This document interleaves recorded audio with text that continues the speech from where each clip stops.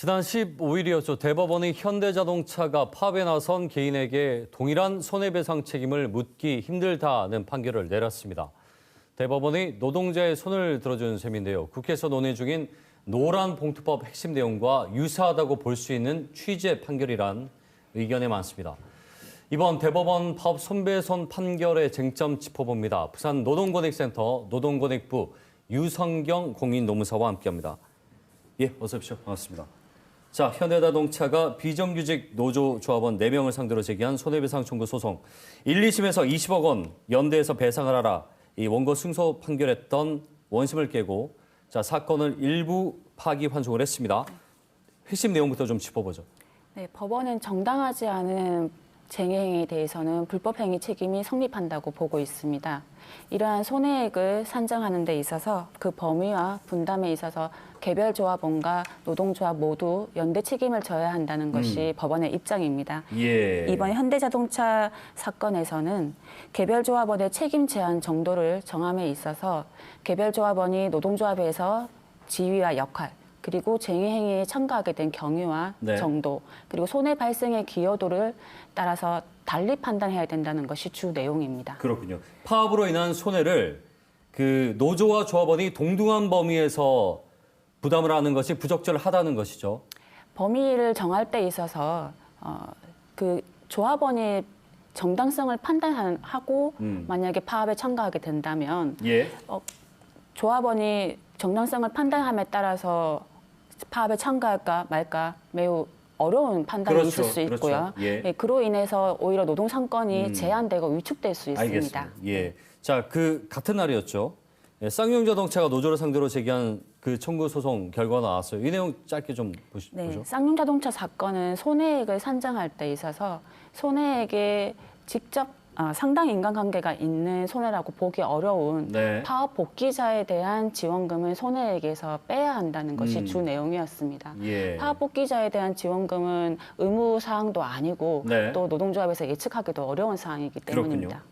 자, 지금 말씀하신 두 판결이 현재 논란인 또 국회 계류 중인 노란봉투법과 유사하다는 이 취지다. 유사한 취지의 판결이다라고 보는 시각들이 많습니다. 그러니까 노란봉투법은 사실 사측의 과도한 손해배상 청구를 제한하는 것이 목적인데 이 지금 나온 판결도 이 책임 비율에 있어서 개개인별로 따져봐야 된다는 그렇죠. 것이 이제 취지니까 네. 이렇게 봐도 될런지 어떻게 좀 보고 계십니까? 예, 유사한 점들이 있다고 봅니다. 지금 우리 현행 노조법 또한 쟁의행위에 대해서는 민사면책을 인정하고 있는데요. 네. 지금 법원이 해석을 할 때 있어서는 매우 좁은 범위에 있어서의 쟁의행위에 대해서만 민사면책을 인정하고 있습니다. 예. 그래서 그렇다 보니 노동조합들이나 노동자가 노동상권이 오히려 위축되는 결과를 낳고 있습니다.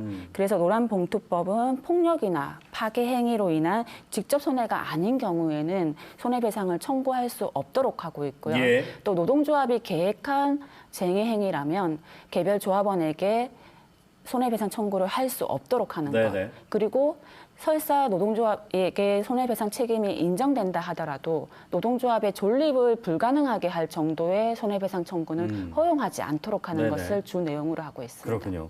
자, 지금 부산을 포함해서 국내에서 기업이 이렇게 손해배상 청구 소송을 해서 실제 이 기업이 노동자를 상대로 손해배상을 받은 사례가 있습니까? 있다면 얼마나 있습니까? 작년 10월에 고용노동부에서 실태조사 결과를 발표한 적이 있습니다. 예. 1차 결과를 발표를 했었고요.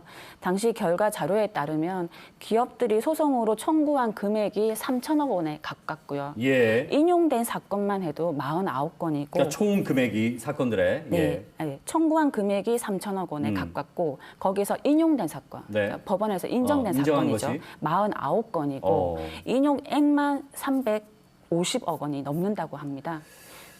그러면은 사실은 그 금액을 조금 전에 이제 1, 2심에서 현대차 경우도 봤다시피 이게 개별 노동자가 감당할 수 있는 금액이 사실 아니잖아요. 그렇죠. 월급에서도 많이 비껴가고요. 네. 그래서 부산에서도 사실 과거에 150억 원이 넘는 사건들이 제기된 적이 있습니다. 네. 이로 인해서 손해배상 청구 소송이 진행되면 소송만 진행되는 것이 아니라 가압류가 동시에 진행되죠. 예. 그러면 노동자들의 임금에서 손해배상 청구 금액들이 가압류되기도 하고요. 네. 생활고와 정신적 스트레스, 경제적 압박감이 상당합니다. 이로 인해서 목숨을 끊는 노동자들 또한 발생하고 그렇군요. 있고요. 이게 뭐 금액적으로 괜히 감당하기에는 너무나 힘든 금액이니까 그렇죠. 판결은 또 나와버리고. 네. 노동부에서는 사실은 앞서 우리가 얘기했던 두 판결에 대해서 반겼어요. 기업의 개개인 조합원에 대한 무차별적인 손해배상 청구 소송이 이 노조를 무력화하는 수단이다. 또 파업을 본질적으로 할 수 없게끔 막는 것이다. 그래서 경제적인 고통을 너무 준다는 입장이었고, 또 기업은 이렇게 되면은 파업을 어떻게든 하지 않겠느냐. 파업 조정법이다. 이렇게 얘기를 하고 있어요. 첨예합니다. 어떻게 좀 봐야 될런지요. 지금 노동자들이 파업을 할 때 어떠한 손실도 없는 게 아닙니다. 파업을 하게 되면 무노동 무임금 원칙에 따라서 임금 손실이 있을 수밖에 없죠. 그 자체로. 예. 그렇죠. 그리고 우리 노조법은 파업을 하기에 앞서서 조합원 찬반 투표 그리고 조정 절차를 반드시 거치도록 하고 있습니다. 네. 노동자와 노동조합은 이렇게 손실과 그리고 준비 그리고 절차들을 지켜가야지만 파업에까지 이르게 됩니다. 네. 그런데 지금 만약에 노동 상권을 제한을 해야 될 이유가 있다고 한다면 예. 파업권을 제한해야 될 이유가 있다면 노동 상권은 헌법상 기본권입니다. 헌법상 기본권을 제한하려고 한다면 지극히 제한된 범위 내에서 법률로서만 이루어져야 할 일이지 네. 손해배상 청구 소송을 통해서 기본권을 제한할 수는 없다고 생각합니다. 네. 이번 현대자동차 사건의 1심 판결문을 보면 현대자동차가 불법 파견 판정을 받고서도 사내 하청 노동조합의 교섭 요구에 대해서 원천적으로 거부했던 것이 예. 장기간 파업의 원인이었던 것을 알 수 있습니다. 노동자들과 노동조합에게 거액의 손해배상 청구 소송을 제기하고 네. 파업을 탓하기에 앞서서 노동자와 노동조합을 기업의 구성원으로 인정하고 대화하고 교섭하는 것이 우선되어야 한다고 생각합니다. 파업을 하게 된 계기, 원인, 네. 근본적인 무엇이 있었느냐. 네. 우리가 다 봐야 될 문제이기도 합니다. 그렇습니다. 마지막으로요. 자, 이 노란 봉투법이 앞으로 어떻게 될지 모르겠습니다만 관련 판례가 생긴 거다라고 보는 시각들이 많고 아무래도 입법의 영향을 어떤 식으로든 미치지 않겠느냐는 의견들이 있어요. 어떻게 좀 전망하십니까? 우리 노동법은 시대의 산물입니다. 과거에 취업규칙과 같은 취업규칙을 불이익 변경할 때 예. 절차에 대해서도 판결이 축적된 것이 판례가 되고 그 판례가 다시 노동법에 성립이 되는 데 네. 영향을 미쳤습니다.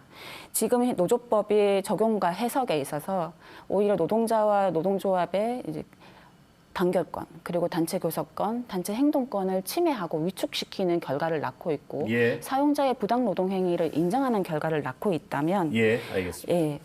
노조법 개정에 영향을 미칠 수밖에 없다고 생각합니다. 알겠습니다. 관련 판례라고 보는 것이 맞겠죠? 사실 네. 이것은 알겠습니다. 말씀 여기까지 듣겠습니다. 고맙습니다. 부산 노동권익센터 노동권익부 유성경 공인노무사와 함께 얘기 나눠봤습니다.